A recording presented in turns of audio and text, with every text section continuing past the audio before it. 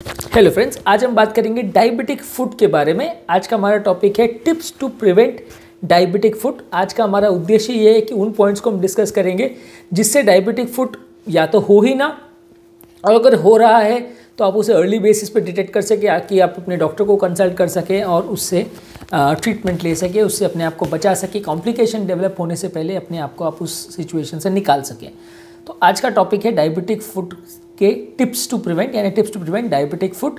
सबसे पहला है आपके फुट को रेगुलर बेसिस पे चेक करते रहना। अगर आपको डायबिटिक फुट का प्रॉब्लम है, पहले से आपको डायबिटिक फुट है तो भी, और अगर पहले से नहीं है, सिर्फ डायबिटीज़ भी है, तो रेगुलर बेसिस पे अपने फुट को चेक करिए।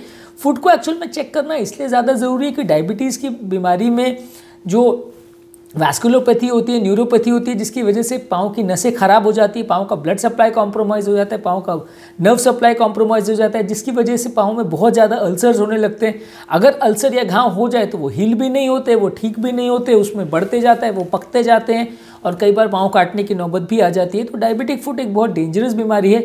इसके ओवरव्यू के बारे में हमने ऑलरेडी एक वीडियो किया है जो कि आप मेरे चैनल पर देख सकते हैं। आज के टॉपिक में हम बात करेंगे कि इसमें अगर प्रॉब्लम हो रही है तो डिटेक्ट कैसे करें। सबसे इंपॉर्टेंट है रेगुलर बेस पे फुट को चेक करना।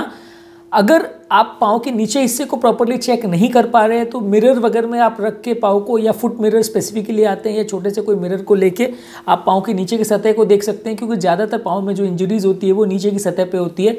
आप जब तक उसको देखते हैं, डिटेक्ट करते हैं, या जब तक उसमें आपको पता चलता है कि हाँ इन्फेक्शन हुआ है, तब तक कई बार बहुत लेट हो जाता है। कई बार आप ऊपर की सतह पर भी अगर कोई छोटा मोटा वो हो, आप प्रॉपर्ली इंजरी नहीं देख पा रहे तो मैग्नीफाइंग ग्लास का प्रयोग कर सकते हैं। और इस एग्जामिनेशन को करने के दौरान पाँव के नलियों, पाँव की जो अंगुलियां हैं उसके बीच में कोई डैमेज तो नहीं है, वहाँ पे कोई इंजरी तो नहीं हुई है, वहाँ कोई इनग्रोइंग टोनियल्स तो नहीं है, उसकी वजह से कोई अल्सर तो नहीं बन गया। ये सब चीज़ों को बहुत ज़्यादा ध्यान रखने की ज़रूरत है, क्योंकि कई बार क्या होता है ये चीज़ों को आप डिटेक्ट नहीं कर पाते और उसके बाद जब आप डिटेक्ट करते हो तब तक बहुत लेट हो जाती है। अगर आपकी स्किन ड्राई और क्रैक्ड है तो भी आपको उसको ऑब्जर्व करना चाहिए। और रेगुलर बेसिस पे फुट स्पेशलिस्ट आते हैं, पोडियाट्रिस्ट जिन्हें बोलते हैं डायबिटिक फुट के लिए, वो असेसमेंट करते हैं, तो उनको आप दिखा सकते हैं, तो वो प्रॉपर्ली आपके फुट का एनालिसिस करेंगे। जब भी आप डायबिटीज़ के लिए चेकअप करने के लिए जाएँ तो फुट एग्जामिनेशन को उसका एक इंपॉर्टेंट पार्ट मानिए। ऐसा मत करिए कि आप डायबिटीज़ की दवाइयाँ बस चेंज करवा के आ गए और इस पार्ट को भूल गए, क्योंकि इसमें फिर आपको प्रॉब्लम होगी। एक और इम्पॉर्टेंट टिप है कि आपको जूते बहुत टाइट नहीं पहनने चाहिए। कई लोग को ऐसी आदत होती है कि बहुत टाइट फुटवेयर पहनते हैं, जिसकी वजह से पाँव में फिंगर्स को स्प्रेड करने के लिए स्पेस नहीं मिलती, साइड के सरफेस के साथ आपकी अंगुलियों का घर्षण होता है, जिसकी वजह से वो डैमेज होते हैं। तो फिंगर्स को आपको बहुत ज़्यादा स्पेस मिले इसके लिए जूते बहुत ज़्यादा टाइट नहीं बांधने चाहिए या पहनने चाहिए। और अगर आप को ऑलरेडी डायबिटिक फुट है या ऑलरेडी आपको इंजरी हो चुकी है, ऑलरेडी आपको अल्सर बन चुका है, तो फिर तो बिल्कुल लाइट फिटिंग फुटवेयर या चप्पल या इस तरह की चीज़ें ही पहननी चाहिए, जिससे कि वहाँ अल्सर ना हो। नेक्स्ट इंपॉर्टेंट इशू है टेम्परेचर कंट्रोल का। टेम्परेचर कंट्रोल के लिए आपको पाँव को गर्म रखने की ज़रूरत है, बहुत ज़्यादा ड्राई नहीं होने देना है। जब भी आपको पाँव को अगर धो रहे हैं तो बहुत ज़्यादा गर्म पानी से नहीं धोना है, ओवर हीटेड वाटर या वाटर बॉटल नहीं यूज़ करना है। होता क्या है कि डायबिटिक पेशेंट में क्योंकि पाँव के नर्व की सेंसेशन चली जाती है तो ब्रेन को मैसेज नहीं पहुंच पाता कि ये चीज़ कितनी गर्म है कितनी ठंडी है। तो कई बार आप बहुत ज़्यादा गर्म पानी से नहा लेते हैं या उसमें पाँव को डुबो देते हैं, आपके ब्रेन को पता ही नहीं चल पाता कि वो पानी गर्म है। आपको पहले से उसको चेक करना ज़रूरी है कि पानी गर्म है या ठंडा है। अगर आपको न्यूरोपैथी हो गई और आपको पता नहीं चल रहा तो किसी और से टेस्ट करवाइए कि भाई तू देख के बता कि पानी गर्म है कि ठंडा है। तो उसके बाद फिर आप अपने पाँव को उसमें डुबाइए। नहाने वगैरह के लिए भी जो पानी यूज़ कर रहे हैं वो एक्सट्रीम नहीं होना चाहिए, ना बहुत ज़्यादा ठंडा ना बहुत ज़्यादा गर्म, क्योंकि दोनों ही आपको नुकसान करेगा। बहुत ज़्यादा एक्सट्रीम वेदर में भी आपको अवॉइड करना है। कई लोग क्या है बर्फ़ पर नंगे पाँव चलने की कोशिश करते हैं, या बहुत गर्म सतह पर चलने की कोशिश करते हैं, या गर्मी वगैरह है टाइल्स वगैरह पे जहाँ, या मार्बल वगैरह सरफेस पे जहाँ बहुत ज़्यादा ज़मीन गर्म हो गई है, वहाँ पे कई लोग नंगे पाँव चलने की कोशिश करते हैं। तो वैसे केसेस में आपको क्योंकि न्यूरोपैथी है इसलिए आपको पता नहीं चलेगा कि वहाँ के टेम्परेचर कितना है, लेकिन उसकी वजह से पाँव में डैमेज जो होगा वो परमानेंट होगा और उसके बाद उस अल्सर को ठीक होने में महीनों सालों लग जाएंगे। तो इसलिए डायबिटिक पेशेंट को बहुत एक्सट्रीम्स ऑफ टेम्परेचर से ध्यान रखने की ज़रूरत है। नेक्स्ट है फुट केयर कैसे करें। जब भी आप अपने पाँव के नाखून को काट रहे हैं तो बहुत जेंटली, बहुत ध्यान से उनको काटें, उनको बहुत ज़्यादा खींचतान नहीं करें, नहीं तो वहाँ अल्सर हो जाएंगे और उसको हील होने में फिर बहुत टाइम लगेगा। जब भी आप नेल्स को काटने के बाद उनको प्लग कर रहे हैं, निकाल रहे हैं, तो कटर के माध्यम से ही करिए, उसमें बहुत ज़्यादा खींचतान करने की कोशिश मत कीजिए। अगर बहुत ज़्यादा आपके नाखूनों को आप काटने की कोशिश कर रहे हो तो बहुत ज़्यादा उन्हें शॉर्ट या बहुत छोटा करने की कोशिश मत कीजिए, जिसकी वजह से इनग्रोइंग टोननेल्स हो सकता है और आपको लॉन्ग टर्म वहाँ अल्सर या प्रॉब्लम होने का चांस बढ़ जाता है। रेगुलरली आपके फुट को मॉइस्चराइज कीजिए, आपके फुट को डेली वार्म और क्लीन कीजिए, डेली उनको पानी से उनको धोइए। माइल्ड सोप या इस तरह का पाउडर या एंटीसेप्टिक मटेरियल यूज़ करें जो बहुत ज़्यादा माइल्ड हो, स्किन के लिए सूटेबल हो। बहुत ज़्यादा स्ट्रॉन्ग डिटर्जेंट्स या स्ट्रॉन्ग सोप्स वगैरह यूज़ मत कीजिए जो कि स्किन के लिए अनहेल्दी है। इसकी वजह से आपको पाँव में नहाने के बाद या उसके अगर आप वुंड्स को भी क्लीन कर रहे हो तो उसमें भी आपको घाव होने का या डैमेज होने का स्किन का चांस जिसकी वजह से बढ़ जाए। या कोई भी ऐसे सोप्स वगैरह को आप मत यूज़ कीजिए जो स्किन को ड्राई कर देती है। अगर आपकी स्किन पाँव की ड्राई हो गई तो उसमें अल्सर बनने का चांस कंपैरेटिवली बढ़ जाएगा। एक और इम्पॉर्टेंट इशू है कि जब आप बैठते हैं तो बार बार आलती पालती मार के बैठना या क्रॉस लेग बैठने को थोड़ा सा अवॉइड कीजिए, क्योंकि उससे भी पाँव पर थोड़ा एक्स्ट्रा स्ट्रेस पड़ता है। आपको ये मान के चलना है कि जो एक्टिविटीज़ नॉर्मल व्यक्ति अपने पाँव के साथ कर सकता है, क्योंकि डायबिटीज़ वाले पेशेंट में फुट बहुत ज़्यादा सेंसिटिव होते हैं, तो आपको एक्स्ट्रा ये सारी चीज़ों से थोड़ा सा बचना पड़ेगा, नहीं तो आपको पाँव में अल्सर होने का चांस नॉर्मल व्यक्ति के कंपैरिजन में कई गुना ज़्यादा होगा।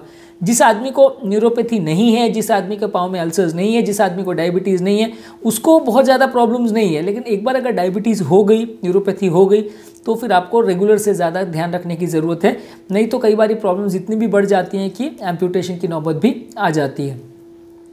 अगर आपको पाँव में कोई इंजरी हो रही है तो उसमें आप उसको बहुत माइल्ड एंटीसेप्टिक सोल्यूशन से ट्रीट करें, उसमें इन्फेक्शन नहीं होने देना है आपको।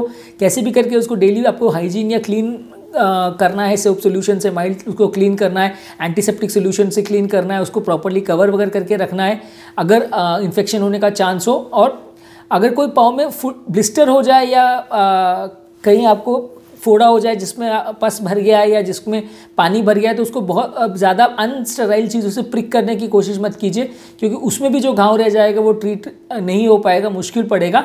पाँव में अगर कोई कॉर्न या कैलस हो गया तो उसको अपने हाथ से ट्रिम मत करिए, उसको डॉक्टर को दिखाइए और उससे प्रॉपर ट्रीटमेंट लीजिए, नहीं तो उसमें कई बार आप असावधानी बरतेंगे तो उसमें भी वहाँ अल्सर हो जाता है, जो कि बाद में ट्रीट करना बहुत मुश्किल होता है। अगर आपको पैरों में कोई भी छोटी मोटी इंजरी भी हो गई है या कोई सर्जरी भी हो गई है तो भी फुट स्पेशलिस्ट या सर्जन को एटलीस्ट दिखाइए, उसमें लापरवाही मत कीजिए, क्योंकि एक बार वो बढ़ गया तो फिर मैनेज करना बहुत मुश्किल पड़ेगा। डायबिटिक पेशेंट में इसका ध्यान रखना बहुत ज़्यादा ज़रूरी है। अगर आपके पाँव में कोई अल्सर अगर बन भी गए हैं तो आपको रेगुलर बेसिस पे वो बढ़ रहा है कि नहीं, उसमें लाली कम हो रही है कि नहीं, उसमें कोई प्रोग्रेशन तो नहीं हो रहा, दवाइयों का प्रॉपर रिस्पॉन्स हो रहा है या नहीं हो रहा है, ये चेक करने के लिए आपको रेगुलर बेसिस पे आपके फुट को फ़ोटो खींच के या उसको रेगुलर बेसिस पे इवैल्यूएशन के लिए किसी दूसरे को या तो दिखाते रहिए या डेली बेसिस पे उसका एक लॉग या पिक मेंटेन करिए, ताकि आपको पता रहेगा कि यार संडे को मेरा पाँव का अल्सर ऐसा था, एक हफ्ता आज हो गया, आज ऐसा बढ़ा है कि घटा है, कम हो रहा है कि बढ़ रहा है, वो आपको डेली बेसिस पे आप असेस करोगे तो थोड़ा बेटर आपको अंदाज रहेगा। नहीं तो कई बार क्या होता है कि फुट का अल्सर को आप 5-7 दिन के बाद इवैल्यूएट करते हो, आपके पास कोई लॉग नहीं होता, आप भी भूल जाते हो कि यार 7 दिन पहले कैसा दिख रहा था, तो उसका डेली बेसिस में एक मैग्नीफाइड या जूम्ड करके पिक को आप लेके रखें और उसके अपने मोबाइल में सेव करके रखें, ताकि 7-8 दिन के बाद आप उसको कंपेयर कर सकें कि आपको पाँव में अल्सर बढ़ा है या कम हुआ है। नेक्स्ट इंपॉर्टेंट टिप है शूज़ और सॉक्स के बारे में। हमेशा ड्राई और क्लीन सॉक्स ही पहनिए, बहुत ज़्यादा टाइट नहीं होने चाहिए आपके सॉक्स, बहुत ज़्यादा मोटे सॉक्स आपको नहीं पहनने। कई बार विंटर सॉक्स वगैरह जो लोग रहते हैं जो बहुत ज़्यादा टाइट रहता है, बहुत ज़्यादा इलास्टिक उनकी टाइट रहती है, वो आपको गर्मी से तो बचाते हैं, लेकिन डायबिटिक फुट वाले पेशेंट में कई बार वो परमानेंट अल्सर्स कर सकते हैं, जिन्हें मैनेज करना बहुत मुश्किल पड़ता है। तो आप जब भी पाँव का अगर सॉक्स वगैरह चूज़ कर रहे हैं तो वो थोड़े से लाइट रहने चाहिए, बहुत ज़्यादा टाइट और बहुत ज़्यादा थिक नहीं रहने चाहिए। प्रेफरेबली रात को भी अगर आप सॉक्स पहने तो पहन सकते हैं, थोड़ा फुट को प्रोटेक्ट करने के लिए अच्छा रहता है। जब भी आप जूते या मोजे को पहने उसको प्रॉपरली हिला करके या प्रॉपरली उसको चेक करके पहनिए, नहीं तो कई बार क्या है उसमें कोई इंसेक्ट वगैरह हो सकता है या उसमें कोई छोटा मोटा पत्थर या कंकड़ी वगैरह हो सकती है, जो अगर आप उसके साथ पहनते हो तो आपको पाँव में परमानेंट अल्सर कर सकता है और उसके बाद वो घाव भरना मुश्किल पड़ेगा। तो इसलिए जब भी आप जूते या मोजे पहने तो प्रॉपरली उसको एक बार चेक कर लें, उसके बाद ही पहने। फीमेल लोगों में एडवाइस किया जाता है कि वो बहुत हाई हील्स नहीं पहने, क्योंकि उनको एंकल में पेन या प्रॉब्लम्स होने का चांस कंपैरेटिवली ज़्यादा है। तो फीमेल पेशेंट्स के लिए एडवाइजेबल है कि वो बहुत हाई हील्स नहीं पहने। Last and most important thing is कि नंगे पाँव बहुत ज़्यादा नहीं चलना है एज़ फार एज़ पॉसिबल। कहीं पे भी खासकर अनइवन सरफेस है या कहीं आप सीढ़ियाँ वगैरह चढ़ रहे हैं कुछ भी है, एज़ फार एज़ पॉसिबल नंगे पाँव नहीं चलना है। हर कीमत पे पाँव की इंजरी को अवॉइड करना है। पाँव में अगर इंजरी होती है तो बाद में उसको संभालना बहुत ज़्यादा मुश्किल पड़ता है, क्योंकि डायबिटिक पेशेंट्स में इस तरह की प्रॉब्लम्स होने का चांस ज़्यादा रहता है।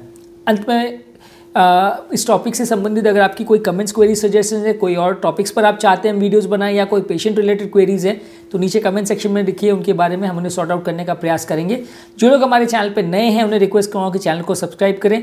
यदि आपके कोई और इशूज़ भी हैं तो भी आप कमेंट सेक्शन में उनके बारे में बता सकते हैं।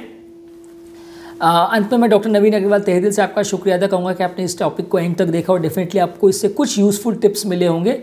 हमारे चैनल पर काफ़ी सारे डायबिटीज़ रिलेटेड, हाइपरटेंशन रिलेटेड और बहुत सारे अलग अलग तरह के वीडियोस और प्लेलिस्ट अवेलेबल हैं। आप चाहे तो उनको भी देख सकते हैं, तो उससे आपको डेफिनेटली कुछ सीखने को मिलेगा। यदि आपको डायबिटीज़ है तो हमारे चैनल पे डायबिटीज़ का प्लेलिस्ट है, तो उसमें आपको बहुत सारे डाइट और एक्सरसाइज रिलेटेड और डायबिटीज़ में क्या क्या प्रिकॉशंस रखने हैं उसके वीडियोज़ मिल जाएंगे, वो आप देख सकते हैं, उनका बेनिफिट ले सकते हैं।